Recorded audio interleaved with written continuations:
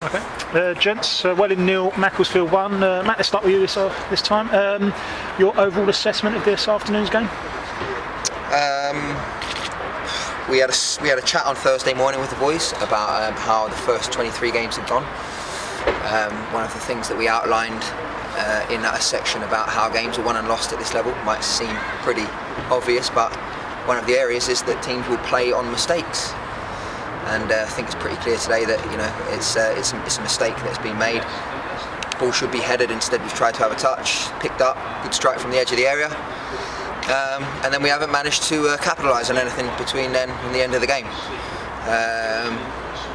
Probably lacked a little bit of cutting edge as well, if we're being really honest, and it's something that we need to work on. We need to get it right quickly because there's a lot of games coming up, a lot of points to be had. So. Did it just demonstrate how difficult it is at this level to create clear-cut chances?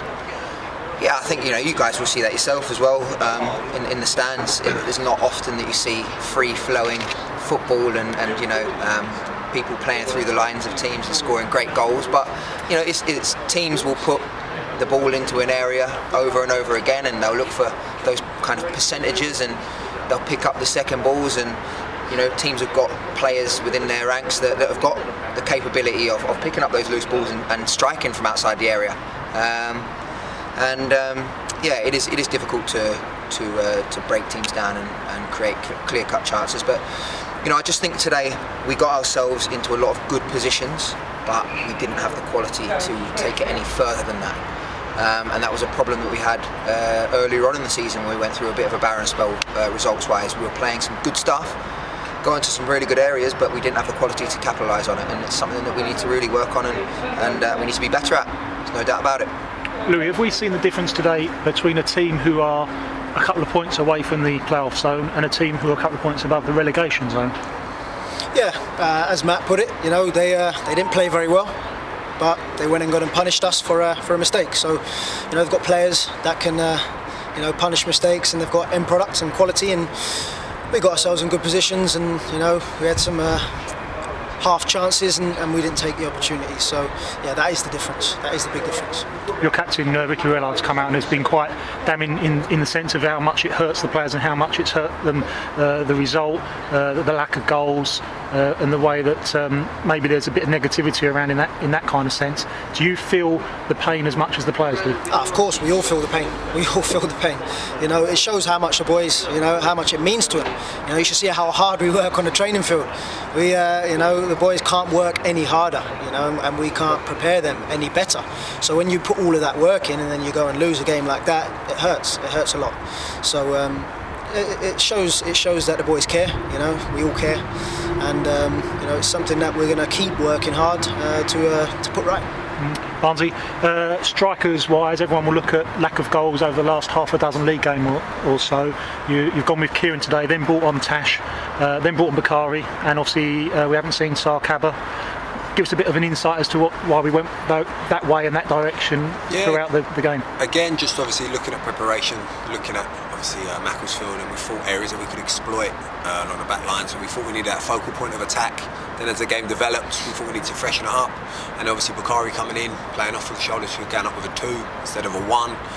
Almost a great change when as soon as he come on. He's probably should do a bit better. He's got the goalkeeper, but not as we'd like him to. So again, it was just trying to freshen up, bring new ideas in, shift the personnel around. Obviously, just trying to unlock their defence that stayed probably pretty resolute all the way through. I think going back as well, you said earlier about clear-cut chances, and you look at their goal, and I don't think it's even a clear-cut chance for them. But the difference is, like you say, from teams at the top and teams more towards the bottom of the table, it's people willing to take that half chance and making sure that they're working the goalkeeper or they're going to work the target. Whereas at the minute, some of our lads, maybe a little lack of belief in the final third, not really committing to their shots, keeping their head over the ball when we can maybe work the goalkeeper. Because sometimes you've seen, as they scored today, it's dropped to the lad, he's not thought twice, he's put his foot through it, hit the post and gone in. Whereas a couple of chances we got probably similar positions where lads have taken a touch, then all of a sudden it's allowed them to recover. So again, it's just that little bit of belief, but we keep going. Lads obviously always work hard, as do we, and it hurts. It definitely hurts when we come away with games like this with nothing. One of the things that Ricky also said was that the crossing into the box wasn't of possibly as good a quality as it could have been. Is that something you agree with? And did you think we put the ball in early enough when we was in good positions? No, it's exactly the kind of points that we made at half time. So in the first half, we thought we got in some really good areas and positions down the sides in the first half, but we took a touch too many. We delayed the cross a second too long and allowed them to recover and get bodies back behind the ball. We did say, obviously, maybe take it that touch earlier, play that second earlier to allow bodies to arrive onto the ball. Second half, then it went the other way. We couldn't be the first man. So it was frustrating because you say we've done well into a point, but obviously you've got to do well until the ball's in the back of the net. So again, we just failed that final hurdle today, which was the most disappointing, frustrating thing. Matt, we saw no Michael Chambers. Can you give us an explanation for that one? Yeah, literally, he went down 3 a.m. on Thursday morning. He said he woke up and sweat and fever, and phoned us Friday morning when we were preparing for training, and he's come down with some sort of throat infection. So he wasn't in the squad today, which was a shame. I thought we missed him as well. Missed that kind of out-and-out defender at the back alongside Loco. But that's why you got a squad of players, and it's a shame that obviously Harry Osborne wasn't available as well. And we've been trying to look to mould Zach Fagan into that kind of defensive midfielder, and so he had to step back to his centre half duties, and he performed well, and there's not a lot that he can do about the goal, unfortunately. But he's done well when he's come in there. But it's a big loss not having Michael Chambers today. And obviously no Sarkaba in the 16. Is that a case of running out of places on the bench and someone has to miss out on that squad? It is, yeah, it is. At the moment we've got pretty much everybody fit. So there's some big decisions to make when it comes to picking the squad and picking the start 11. And as Barnes, you just said, you've got to look at them. You've got to weigh up, how the game might pan out. It was a difficult one today. It was a straight out kind of shootout between Tash and Cabs, and we decided to go with Tash. So. Louis, Matt obviously mentioned earlier you've had an assessment, 23 games, so we're over the halfway point of the season now. We're just 24 points now from 24 games. Are we just behind where you wanted to be at this stage? Yeah, you hit the nail on the head there. I think we all said, we all agreed that we had a pre-season target, and we were roughly a couple of wins behind it. So we're not too far behind it. We can definitely get those wins back along the way, because there's plenty of games still. And the main thing is that in that review we always brutally honest, and there were so many positives, but there are areas that we still need to work on, and we will always continue to work hard, and we're going to be going into the next game positive and looking to win. Do you spend Christmas looking at the league table, working out permutations, that kind of thing, or do you try to not look at the table too much? Christmas is cancelled after today. Yeah, Christmas doesn't exist. We don't look at permutations. We literally do look at the next game. It's the next opportunity for us to go and get 3 points and go and put more points on the table. And that's the way we've approached it, and that's the way we'll continue to approach it. And nothing will change there.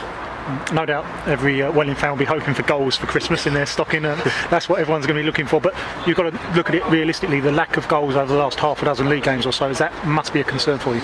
Yeah. One of the areas we keep telling the boys is, when you don't have the quality on the field in open play, you've got to look at set pieces. And I thought it was actually pretty dangerous from quite a few set pieces today, and we just didn't quite have,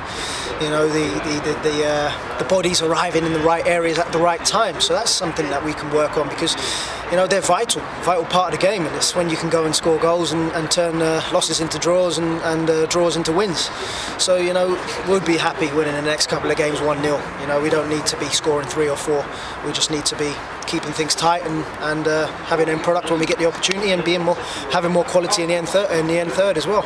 Let's look ahead to the next game then. Finally, Dover on Boxing Day at home.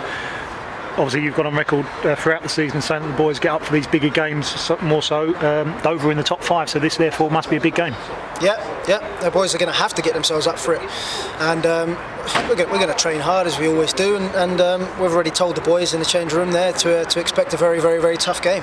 We know what Dover bring to the table, and the only way we're going to win that is if the boys are really up for the game. So we'll make sure we get them up for it, and hopefully we can go and get the result we want. The run of results now, and also the fact the cup and the trophy's been put to one side, do you feel the pressure that you need some points in the league sooner rather than later as a group? I think the most important thing is that it's always difficult when you're in the position we're in a bit of a rut in terms of results. It's so difficult to turn that, and the first one is always the most difficult. And we've told the boys, they're all good football players. I think all the fans know that as well. But to turn that tide, it sometimes takes something a little bit different than that. You've got to really roll your sleeves up. You've got to do the basics very well. You've got to be willing to match up, track your runners, win your headers, win your second balls. Limit mistakes. Mistakes can't be made. And when you get that first win, all of a sudden everything else becomes so much easier because it breeds confidence. Gives boys the belief that they can win games again. And with each win, boys get more and more confident. I'm sure, we won 4 on the bounce. The football that we were playing towards the end of that 4-game winning streak was great football. And it came from the confidence that winning brings. And to get that first one, it might not be pretty. It might be a scrap, but that's what the lads have got to do if they want to be successful at this level. You've just seen a team that's just, I think, crept into the playoffs today with that win.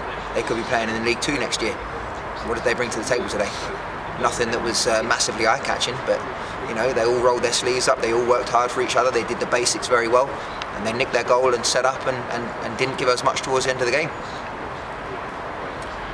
Do you notice similarities, I should say, Paul, in the terms of how we're playing at the moment as to how we were before we went on that little run of 4 wins? Can you see that it's just around the corner? Yeah, obviously we did touch on it. We said there's comparisons to be made, and I think the frustrating thing is you go back to the Woking game where we played so well, got great balls into the box, didn't have the bodies arriving. Flipped it over today, we had multiple bodies in the box, the ball never came in. So it's finding a balance, and I think it's for our job as well, it's to keep perspective, because football is fine details, fine margins. So again, 1-0. Did we deserve to lose today? Probably not. But they're the games that you must get something out of. So the lads and us together, we've got to find a way of turning losses, making sure we get at least a point, and obviously from them draws, if we can turn them into 3 points, because now, like you say, Christmas period is going to be tough, but again, it's a challenge that we're all up for.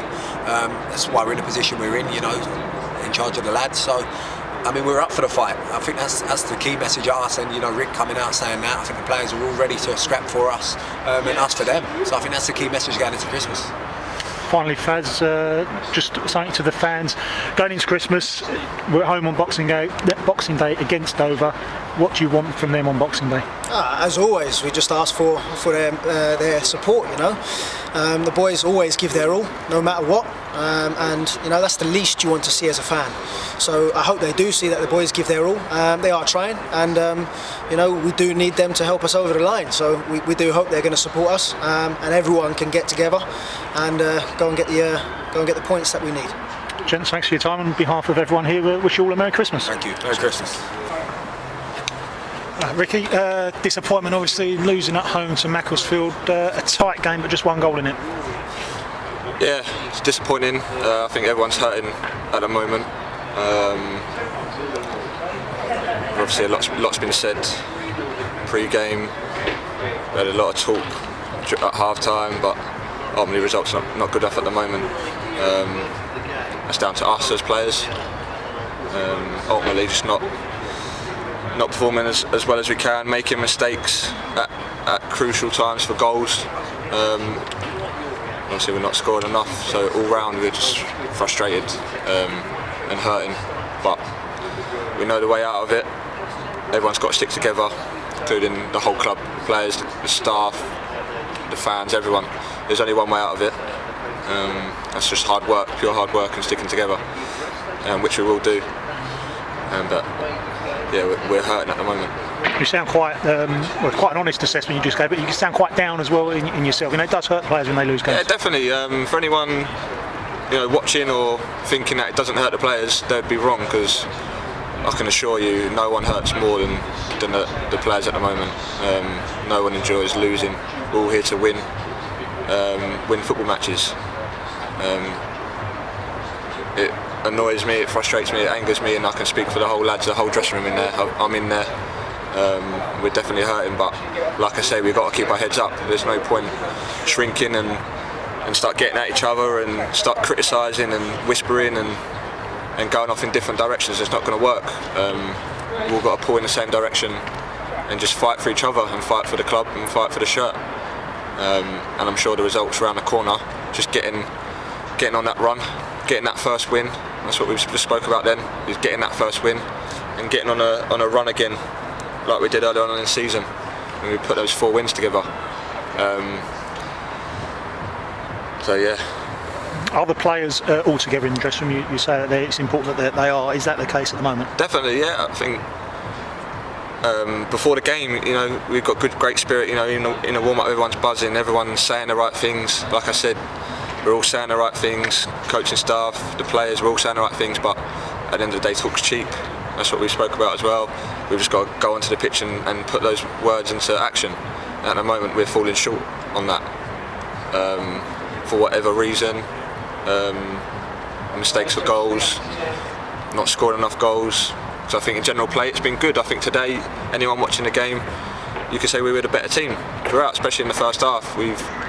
Any team that's played football, we've played the better football, but in both boxes, where the money matters and where the results are made, we're falling short in both boxes. Well, we conceded the goal in the first 5 or 6 minutes this afternoon. Is that a hangover from what happened at the end of the trophy game last week? No, I don't think so. I think that was put to bed early on in the week at training. For me, speaking for myself personally, I didn't think about that trophy game until you just mentioned it then. So for the rest of the lads, I don't see the trophy game as anything to do with today. Like I said a minute ago, the warm-up was good. Everyone was buzzing. In the change room before the game, everyone's buzzing. Everyone's again saying the right things, but it's just putting those words into actions again and just sticking together, and we just got to try and grind out that first result. So I'm sure as soon as we do that, and as soon as we get that win and the confidence comes back, we'll go on a nice little run. But it's just getting that first result. As you say, the goals have dried up of late. What do we put that down to? Is there anything that you can notice straight away? From a point of view, you could say maybe crossings let us down today. I think at times we've got into good areas. I think we've got in behind their right backside quite a few times today, a few in the first half and towards the end, but ultimately I think the crossings let us down a little bit, and then just a desire and a hunger to get on the end of those crosses when the good one does come in, and then if not the first one, showing that hunger to get on the second ball, which is disappointing. So we need to work on as a whole group. It's not me when I'm saying it's lack of goals. I'm not just saying it's any individual or it's the strikers or the attacking midfielders. As a whole collective, all round, we're struggling for goals at the moment,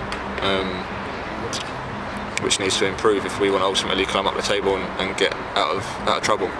Looking ahead, 3 games in a week over Christmas going into the new year. It's always an interesting time of the season for every player. I guess as quickly as you can get out of a rut, you can also sort of pick up a winning run and put a couple of results back to back. Yeah, definitely. I think this could be a good opportunity for us. Like you say, the games come back to back very fast, so a few results over Christmas, the table looks a lot different for you, but all we can focus is the first game, which is the Boxing Day game. That's all we can focus on. The rest of that will come after. We just got to work hard in training, focus on the next game. It's cliche, but you just got to take every game as it comes and just focus on that game and just literally work as hard as we can and just try and as hard as we can to get that win on that Boxing Day game, and then hopefully go on from there. Ricky, thanks for your honesty, and we wish you and the players all a very Merry Christmas. Merry Christmas everyone. Thank you.